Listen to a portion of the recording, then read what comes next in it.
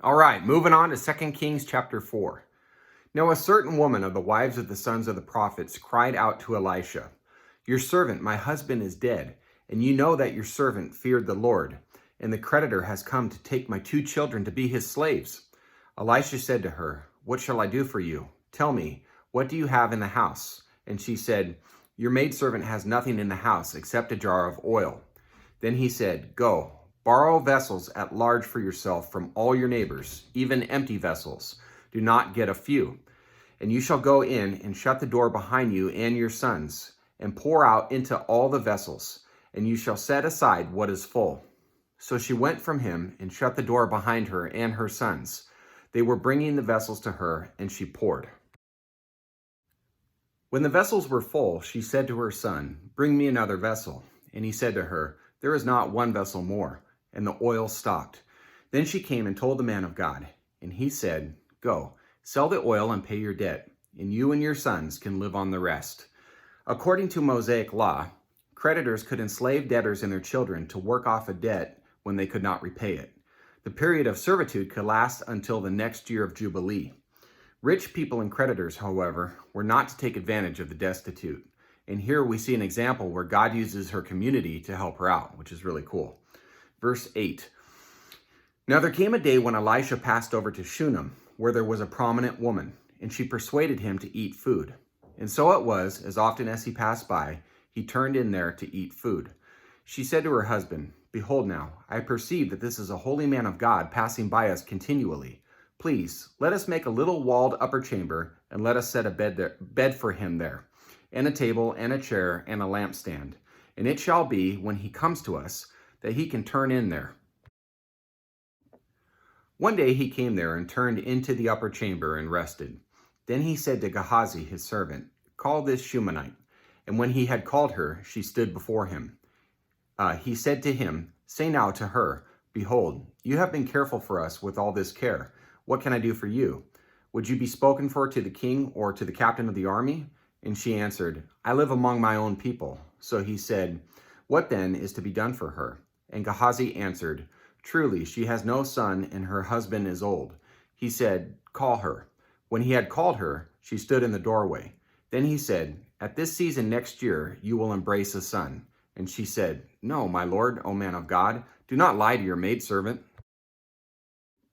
The woman conceived and bore a son at that season the next year, as Elisha had said to her. When the child was grown, the day came that he went out to his father to the reapers. He said to his father, "My head, my head." And he said to his servant, "Carry him to his mother." When he had taken him and brought him to his mother, he sat on her lap until noon and then died. We're not real sure what happened to this young man. Some say heat stroke, or maybe a farming accident, or possibly even some undetected tumor or disease that he had. The Bible does not tell us. Verse 21. She went up and laid him on the bed of the man of God, and shut the door behind him and went out. Then she called to her husband and said, "Please send me one of the servants and one of the donkeys, that I may run to the man of God and return." He said, "Why will you go to him today? It is neither new moon nor Sabbath." And she said, "It will be well." Her husband said this because the first day of the month and the seventh day of the week were holy days when one was allowed to visit a prophet. And like any good mother, her son's life was her only concern at the moment. Verse 24. Then she saddled a donkey and said to her servant, "Drive and go forward. Do not slow down the pace for me unless I tell you." So she went and came to the man of God to Mount Carmel. When the man of God saw her at a distance, he said to Gehazi his servant, "Behold, there is the Shunammite. Please run now to meet her and say to her, 'Is it well with you? Is it well with your husband? Is it well with the child?' And she answered, 'It is well.'"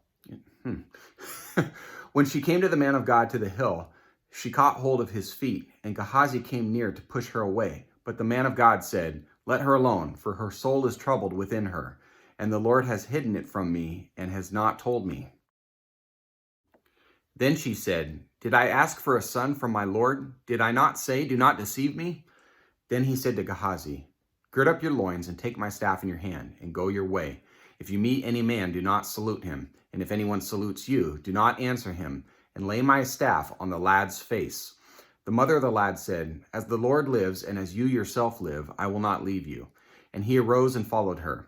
Then Gehazi passed on before them and laid the staff on the lad's face, but there was no sound or response. So he returned to meet him and told him, "The lad has not awakened." When Elisha came into the house, behold, the lad was dead and laid on his bed. So he entered and shut the door behind them both and prayed to the Lord.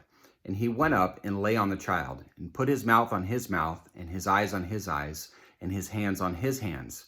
And he stretched himself on him, and the flesh of the child became warm. So this is something he learned from Elijah's bag of tricks back in 1 Kings chapter 17, verse 35. Then he returned and walked in the house once back and forth, and went up and stretched himself on him. And the lad sneezed 7 times, and the lad opened his eyes. He called Gehazi and said, "Call this Shunammite." So he called her. And when she came in to him, he said, "Take up your son." Then she went in and fell at his feet and bowed herself to the ground.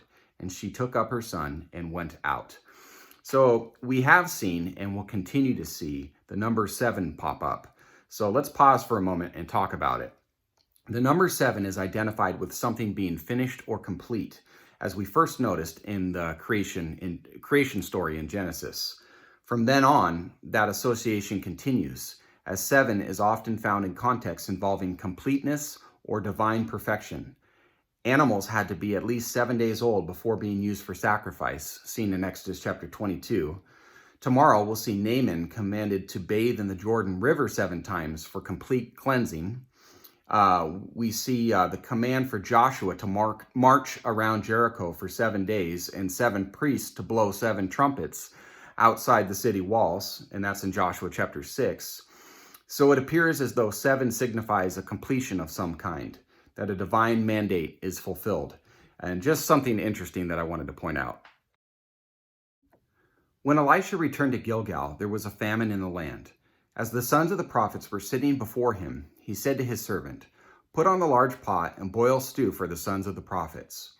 Then one went out into the field to gather herbs, and found a wild vine, and gathered from it his lap full of wild gourds, and came and sliced them into the pot of stew, for they did not know what they were. So they poured it out for the men to eat. And as they were eating of the stew, they cried out and said, "O man of God, there is death in the pot." And they were unable to eat. But he said, "Now bring meal." He threw it into the pot and said, "Pour it out for the people that they may eat." Then there was no harm in the pot. This is an interesting story here. Israel is continuously referred to as a vine that God brought out of Egypt and planted with his right hand in the promised land. This is speculation, but verse 39 says that the wild vine poisoned the stew. Then Elisha put meal into it. I believe this is a symbolic way, in unison with God's restoration of the Shunammite son, that God is continuously working to restore his people, even amongst their struggles with sin. Now a man came from Baal Shalishah and brought the man of God bread of the first fruits, which is significant because this was usually reserved for God or the priests. 20 loaves of barley and fresh ears of grain in his sack. And he said, "Give them to the people that they may eat." His attendant said, "What? Will I set this before 100 men? But he said, "Give them to the people that they may eat. For thus says the Lord, they shall eat and have some left over." So he set it before them, and they ate and had some left over, according to the word of the Lord. And no doubt, another example here of God's provision for the people, and is echoed in Jesus' ministry with the loaves and the fish. Okay, guys, that's a great chapter. Thank you guys for being here. Hope you have a wonderful day. Stay close to the Lord, stay in prayer, and Lord willing, I'll see you tomorrow. God bless you.